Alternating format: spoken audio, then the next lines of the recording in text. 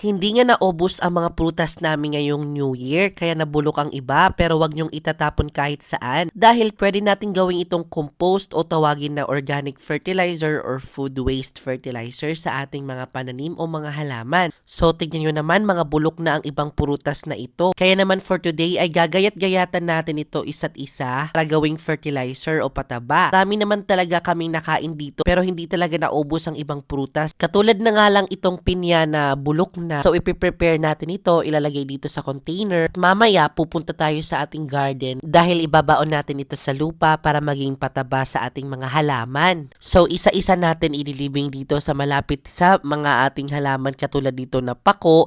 Ito po ay pako. Ito po ay nagugulay mga ka-jungle. So, para po mas mataba ang ating mga pako, mas lumaki. Dito po natin ilalagay ang ating mga organic fertilizer na mga prutas. So, pwede nyo din itong gawin sa inyong mga bahay, sa mga may mga sobra ng mga pagkain, balat ng gulay, pwedeng pwede.